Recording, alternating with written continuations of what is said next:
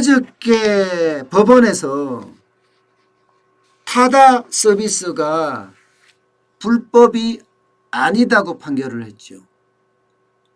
검찰에서는 면허 없이 여객 자동차 운송 사업을 한다. 사실상 불법 콜택시 영업이다. 이렇게 이야기를 했거든요. 그런데 법원은 뭐라고 했습니까? 콜택시 불법 영업이 아니라 초단기 승합차 임대차 계약이다. 초단기. 전자적으로 하지만 어플리케이션 앱을 통해서 하지만 초단기 승합차 임대차 계약이다. 이렇게 판결을 했어요. 다시 말해서 합법이라는 거죠. 불법이 아니라. 와, 이게 파장이 이거는 진짜 장난 아닙니다. 이거 단순하게 뭐 공유경제 이렇게 넘어갈 수 있는 문제가 아니라니까요. 이게 결정적으로는 택시업계하고 연관이 되어 있기 때문에 택시업계와 엄청난 충돌과 또 대립이 있을 것은 뻔한 이치입니다. 이 타다 서비스라는 것은 그렇잖아요. 이 여객 자동차 운수 사업법에 보면요. 예외 규정이 하나 있는데 11인승에서 15인승 승합차에 한해서는 기사와 자동차를 동시에 빌려줄 수 있습니다. 이게 합법 서비스입니다. 합법 서비스. 요것만 예외 규정으로 뒀어요. 11인승에서 15인승에 대해서는요. 이거는 기사와 차량 동시에 빌려줄 수 있다는 거예요. 요 규정을 이용을 해서 지금 타다 서비스가 시작된 거 아니에요? 쉽게 말하면 승합차 공유 서비스죠. 그런데 이 자체를 두고 택시업계는 11인승 15인승이라고 하더라도 이거는 불러서 내가 전화로 불러서 앱을 통해서 부르지 않느냐. 그러면 콜이다 콜. 그리고 돈을 내니까 택시 아니냐. 콜택시다. 이렇게까지 주장하면서 싸워왔단 말입니다.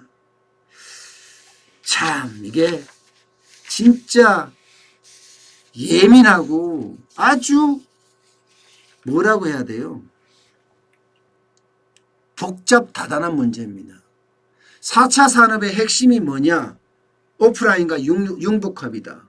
오프라인과 융복합을 하면서 택시도 쉽게 말하면 택시도 앱을 통해서 부르고 이제 막 택시 타러 어디로 멀리 가는 것이 아니라 스마트폰으로 찍으면 바로 앞에 와 있잖아요. 택시가. 그렇게 이 오프라인과 온라인이 결합이 되는 거예요. 그러면서 공유경제 함께하는 경제를 가져가자는 그런 취지인데 이게 기존에 있는 오프라인 사업하고 계속 충돌이 나잖아요. 충돌이 나니까 항상 문제가 되는 겁니다. 그래서 택시업계가 지난번에도 난리가 났었죠. 총파업을 하고 말입니다. 그러면서 국회가 동의를 했어요. 국회 쪽에서는 택시업계 손을 들어줬죠. 왜냐하면 당장 표를 생각해야 되니까. 타다금지법 만들었죠. 여객자동차 운수사업법 개정안. 이게 타다금지법이 쉽게 말하면 11인승에서 15인승까지도 안 된다 이거죠. 안 된다. 자동차와 기사를 동시에 보내줘서는 안 된다. 이거예요. 그러면서 국토부는 뭔가 새로운 플랫폼을 만들어서 타다 업계 그러니까 모빌리티죠. 모빌리티를 중심으로 하는 업계도 만족시키고 택시 업계도 만족시키는 그런 상생 방안을 마련하겠다. 이렇게 계속 주장을 해왔습니다. 그런데 이제 법원에서 불법이 아니야 이렇게 판결을 했으니까 아마 앞으로 대립은 뭐 불가피할 것 같아요. 또 이게 어떻게 갈지 모르겠지만 말입니다. 기본적으로 면허제를 기반으로 하는 이런 택시 산업을 흔들 수 있다. 건강조차도 흔들 수 있다. 이게 택시업계 이야기입니다. 결국은 타다를 불법이 아니다, 합법이라고 이야기하면 앞으로 합법적인 렌트카 대여 사업을 인정한 거다. 그러면 누구나 이 사업에 뛰어들 텐데 그렇게 되면 택시는 어떻게 되겠냐. 택시는 11인승 15인승 승합차 빌려서 사실상 택시 영업이 가능하다는 거 아니겠습니까? 법으로 본다면요. 예. 그렇게 되면 당장 개인 택시를 가진 분들은 어떻게 되겠습니까? 당장 개인 택시를 가진 분들은 개인 택시 가격이 뚝뚝 떨어질 수밖에 없어요. 뚝뚝 말입니다. 그러면 개인 택시 면허 그 자체가 사실상 재산인데 재산이 뚝뚝 떨어진다고 하면 어떻게 되겠습니까?